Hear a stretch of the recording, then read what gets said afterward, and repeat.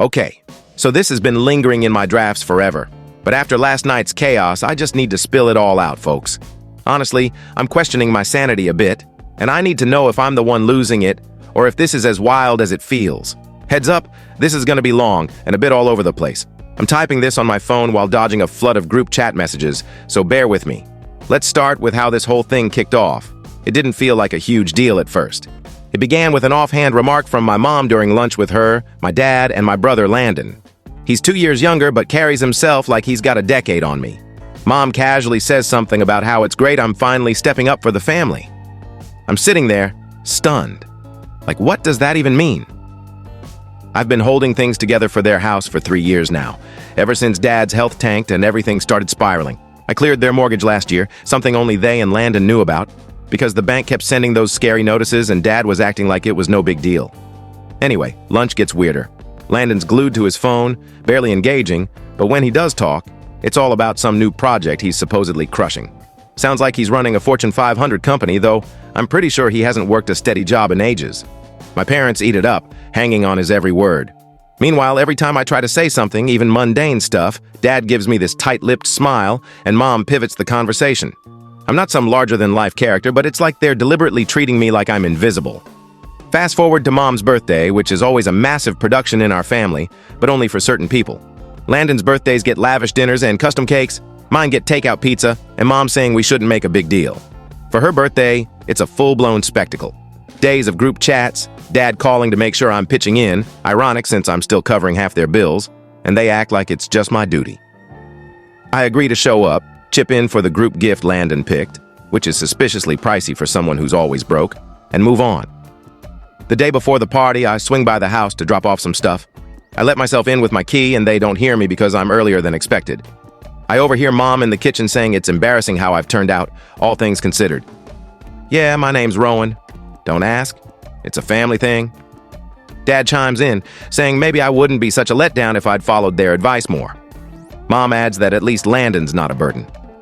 I'm frozen in the hallway, clutching a box of discount wine I brought for the party, wondering why I'm even here. I almost bolt, but I make a noise to let them know I'm there, walk in, and set the box down. They act like nothing happened. Mom even smiles and thanks me for the wine. I'm so thrown I mumble something about leaving and get out. That night, I'm spiraling, wondering if I'm really the family failure. I'm not flashy, I don't post my life online, I'm not juggling a dozen side hustles like Landon, but I'm not a mess either. I paid off their mortgage for crying out loud. What more do they want? I text my friend Harper and she says parents can be clueless sometimes, but it doesn't really help. I barely sleep. Party day rolls around and I'm there early as usual, setting up tables, blowing up balloons, doing all the grunt work nobody else touches. Landon strolls in late and my parents act like royalty just arrived. Mom hugs him for what feels like forever. I'm standing there with a tray of grocery store cheese that nobody will touch because everyone's on some fad diet they saw online. The whole night is awkward. My parents barely acknowledge me except to ask for refills or to grab someone's jacket. Landon's spinning tales about some big deal he's about to close, and everyone's eating it up. I try to chime in once, and Dad interrupts to ask if I can help Grandma with her bag. I do it because what else am I supposed to do? Every time I sit down, someone hands me a chore. At one point, Landon snaps at me for lingering when I'm literally just standing there. He even nudges my shoulder. Not hard, but enough to make a point. When it's time for the cake, Mom gives a toast, thanking everyone for coming and talking about how blessed she is to have such a supportive family. She looks right at Landon, saying she's so proud of the man he's become. She doesn't even glance my way. I let out a weird half laugh, not intentional, just because I can't believe this is happening. Then, like a fool, I bring up the mortgage thing, not to gloat, just because I'm exhausted and desperate for some recognition.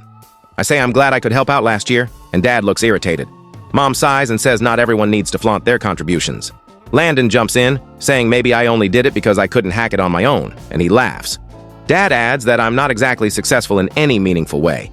I just stare at them, gripping whatever I'm holding, probably too tightly, because a glass tips over and soaks the tablecloth. Nobody moves to clean it up. Landon looks like he's about to say more, but I stand up, look at him, then at my parents.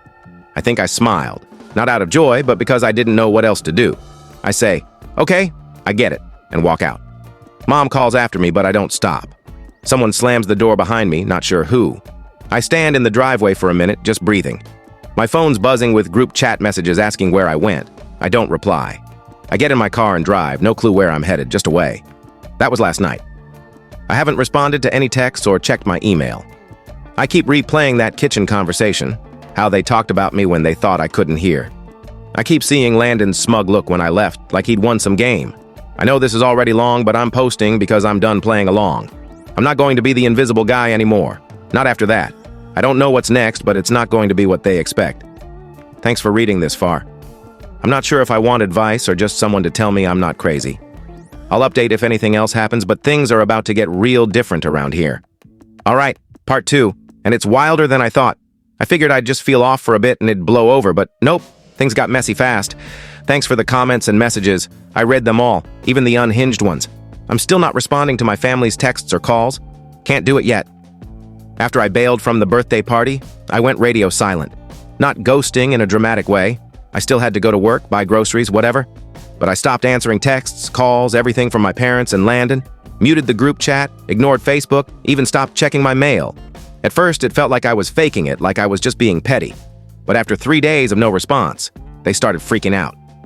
Mom sent a string of texts about how family doesn't just walk away after a fight. Dad called twice, left a voicemail that was just him breathing heavily before hanging up. Classic move. By week 2, they were in full panic mode. I guess they thought I'd cave and go back to fixing their problems. But I didn't. I stopped everything. No more errands, no more random Venmo payments for just a little short this month. I checked my bank app and saw their utilities were about to get cut off since I'd been auto-paying them. So I stopped that too. It felt strange, like hitting a big reset button, but mostly I just felt numb. Then it gets real. Landon calls me at 2 a.m. on a Thursday. I don't pick up, but his voicemail is him ranting about how mom's losing her mind because the internet's out and the yard's a mess. He says I'm shirking my family duties. Like, what? I'm not their landscaper? I don't call back? He sends a string of texts with a dozen question marks. Then silence. The next weekend, I stopped by the house, not to see them, but because, technically, I own it. Long story, but when I paid off the mortgage, the deed went into my name since Dad's credit was shot, and they needed me to step in. So, yeah, it's legally mine. I changed the locks. Didn't feel bad about it, just did it. Left a note in the mailbox saying if they want to talk, they can text me like adults. Mom sends me a picture of the front door with a crying emoji. Dad calls and hangs up again. A few days later, Landon shows up at my apartment, 20 minutes away, buzzing my intercom like a maniac for 10 minutes straight. I go down, not to talk, but because I don't need my neighbors thinking I'm running some weird family drama show. He launches into how I'm being dramatic, ruining everything, and Mom's crying nonstop. He tries to push past me to get inside, but I block the door. He shoves me, not hard, but enough. I tell him to leave. He says, "You're pathetic, Rowan. You've always been jealous." I tell him he's never moving into my place again. He calls me a failure and storms off, slamming the door. Things get petty after that. My parents start posting vague Facebook status updates like, "Some people forget what family means," or "Gratitude is a choice." My Aunt Beatrice texts me, asking if I'm okay because she heard there's a family rift. I just say I'm fine and leave it at that. I don't want to drag anyone else into this. Then the bills start stacking up. Since I stopped paying, the house starts falling apart. Mom sends me a picture of the overgrown lawn like I'm supposed to drop everything and mow it. Dad calls asking for a few $100 for groceries. Landon tries to Venmo request me for family expenses. I decline it. He sends another with a note saying, "Don't be a jerk." I decline again. I'm not rich. Paying off their mortgage drained my savings, but I've rebuilt a little over the past year. I'm not living large, but I'm also not getting sucked back into their chaos. I started looking at the numbers and realized I'd been carrying them for way too long. Every call was about needing help. Never a thank you or a check-in on me. My parents never even acknowledged the mortgage payoff except to say it was the least I could do. So I start making it clear I'm done. I switch the insurance mail to my address, change the Wi-Fi password, it's in my name of course, and cancel the lawn service. Maybe a bit petty, but I was tired of footing the bill for things nobody appreciated. Mom emails me, asking why I'm doing this. I don't respond. Landon tries to get bold and shows up at the house with his buddy, trying to move into the spare room. Dad lets him in, but the new locks stop them cold. Landon calls, screaming that I'm locking him out of his own house. I remind him it's my house. He calls me unhinged and hangs up. An hour later, Mom calls, sobbing, saying I'm tearing the family apart and embarrassing them in front of the neighbors. I hang up. Then it gets weirder. I get a notice from the city about unpaid property taxes.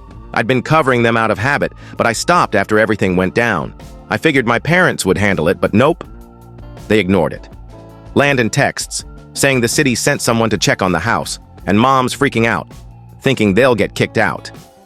I tell him the taxes need to be paid, and I'm not doing it anymore. He calls me selfish, says I'm ruining our childhood home. I say maybe he should have thought about that before calling me a failure. Meanwhile, my group chat with Harper and some friends is popping off with memes, but Harper starts asking if I'm okay for real. I say I'm just tired, but she's not buying it. She says, "They're not going to change, you know." I say, "I know. It's not about fixing them. It's about not letting them drag me down." Last night, Mom calls again. I pick up because I'm over the drama. She starts calm, saying she wants to talk, that she's worried about the family. Then she gets heated, saying I'm being cruel, that I need to think about what I'm doing. I say I'm just treating them how they treated me. She calls me spiteful. I say, maybe I am. She hangs up. 5 minutes later, Dad texts, saying I'm banned from family dinners until I get my act together. I laugh. I haven't been to a family dinner in months. Then I hear from a neighbor I actually like, who says my parents are planning some kind of family intervention to fix me. He says they're even talking about getting the family lawyer involved, which is hilarious because there's nothing to fix. It's all in my name. I thank him for the tip and change the house's alarm code. Landon texts that he's coming over to settle things. I ignore him. I've got cameras set up at the house, all in my name, because nobody else could figure out how to install them. I'm not scared, just exhausted. I'm done being their scapegoat. They wanted me gone? Fine, I'm gone, but I'm not making it easy for them. If they come for what's theirs, I've got receipts, literal and figurative. We'll see how they like it when the tables turn. Update soon. Not gonna lie, every day since my last post feels like I'm stuck in the world's lamest soap opera, and I don't even have the premium subscription. I thought things would hit a low and then calm down, but no, my family keeps finding new ways to escalate. Not sure if this is normal for anyone else, but I'm just rolling with it, documenting every detail. It's kind of satisfying watching them scramble when I stop playing my role. First sign things were about to get crazier. Landon starts showing up at the house all the time. I drive by to grab the mail and his car's in the driveway, sometimes with his friend Jasper, sometimes alone. One day I catch him just standing out front staring at his phone like he's waiting for something. I roll down my window, ask what he's doing. He shrugs, says he's checking on things. I say, "Cool, I'll be inside if you need me." He follows me in, acting all casual, but eyeing the place like he's casing it. The next day, Mom texts, saying she's worried about valuables disappearing and asks if I've sold anything without telling them. I reply that everything in the house that's not personal belongs to the owner, me. She ignores it. So here's what I did. I started clearing out the clutter nobody uses. Old camping gear, Dad's random collectibles, a broken freezer in the garage. Nothing sentimental, just stuff that'd fetch a few bucks. I listed online. Nothing major. Landon notices immediately and blows up my phone, demanding to know where the family stuff went. I tell him if he wants it, he can buy it like anyone else. He loses it, sending voice messages, and at one point shows up and tries to grab the boxes from my car. I block him and tell him to back off. He tries to shove past me. I push back. He yells, I shut the door. After that, he starts slamming doors every time he leaves, like it's his new signature move. Dad calls, saying I'm disrespecting the family's legacy. I ask what legacy, since the house was nearly foreclosed until I stepped in. He hangs up. The next day, I see Beatrice posted on Facebook asking if anyone knows a good moving company, tagging Mom before deleting it. Now family friends get involved, which is worse than family. Mom tells her book club I've lost my mind and am ruining her golden years. Her friend Clara calls, all gentle, saying, "Rowan, your mom's really upset. Can't you work it out?" I lay out the basics. I own the house, paid off everything, and I'm done being a doormat. Clara says, "That's not what I heard," and mentions people are talking. I say let them talk. Landon tries to rally the family for a meeting at Beatrice's to make me see reason. Harper texts me from the meeting, saying they're acting like I'm the bad guy in a TV drama. I tell her to let them know I'm free for the next meeting. She laughs. Then the money stuff kicks in. Dad calls, saying if I'm selling things, he wants his cut. I remind him he signed the house over to me when I paid the mortgage. He says that wasn't the agreement. I tell him I have the paperwork. He calls me cruel and hangs up. Landon tries to play lawyer, showing up with a stack of random internet printouts, claiming he's entitled to part of the house. I ask where he got his law degree. He says it's common sense. I tell him to leave before I call a real lawyer. He tries to slam his papers on my table, misses, and storms out, slamming the door so hard the neighbor's cat freaks out. Things get awkward for my parents. Neighbors start asking if everything's okay since the yard's a jungle and random people keep showing up. Mom tells them she's just tired and her ungrateful son is causing trouble. One neighbor rolls his eyes as he walks away. I hear from an old friend that people think my parents are moving. I just send a shrug emoji. Meanwhile, I'm planning my next move. I call a realtor, get estimates, but don't tell my parents yet, just want to know my options. I know if I sell, they're out. I see Landon at the house again, arguing with Jasper in the driveway. Jasper sees me and says, "Is this your mess, Rowan?" I say, "Not anymore." Then the city calls about the property taxes again. Dad tried to pay with a bad check and now there's a late fee. I pay it to avoid bigger issues but don't tell anyone. I start a spreadsheet tracking every dollar, every repair, every call. Nobody's gonna say I didn't do my part. The final straw is when Mom throws a last-minute family dinner and doesn't invite me. I find out because Harper posts a Snapchat story and I see everyone there, even cousins I haven't seen in years. Landon's at the head of the table, Dad's giving a toast. Mom's laughing. I don't get mad, just done. I text the group chat. "Heads up, the house is going on the market. You have 60 days. Mom calls, crying, saying I can't do this, that I'm breaking her heart. Landon threatens to fight it. I say, "Good luck." Dad texts, "You'll regret this." I don't reply. That's where things stand. I've got the paperwork ready, the realtor set, and every expense tracked. I'm not hiding anymore. It's not about revenge. It's about being done. They wanted me to be the failure. Now they can explain to everyone why they're moving out. Mom's birthday is next, and I'm not missing it. Update's coming. Final update. Here's where it all cracks wide open. I'm still reeling from how it went down, but I don't regret a thing. People keep asking what my goal was, and honestly, I just wanted them to feel the weight of their actions. Not just a little awkwardness, but the full reality of what they've done. And I made sure everyone saw it. Mom's birthday this time was strange. Not just family drama strange, but like the whole vibe was off from the start. Harper told me they tried to keep it small, just close family and a few regulars, but Beatrice went rogue and invited half the extended family. Mom didn't want me there, saying she wasn't sure if Rowan would show, like I haven't been at every birthday for 15 years, cleaning up and ignoring the jabs. I didn't say anything, just waited. The invite comes through the group chat, and I don't respond, but I'm going. I told the realtor to finalize the sale paperwork and brought a folder with all the receipts, bills, and legal docs, plus copies for anyone who wanted them. I show up, and Landon's out front, looking like he hasn't slept in days, just staring at his phone. I walk past. He barely notices. Inside, the house is packed. Beatrice clearly went overboard. I see Jasper in the kitchen, already tipsy, and Clara by the snacks. Mom sees me, and her face does this weird flicker like she's torn between anger and pretending to be happy. She says, "So you decided to show up?" I say, "Yeah. Figured I'd see the place one last time." The first hour is tense. Small talk. Dad acting like he's hosting a gala, but nobody's relaxed. I overhear whispers about the house and how Rowan's been acting weird. Landon tries to corner me, but backs off when he sees I'm not playing. Cake time comes, and it's like everyone's bracing for a fight.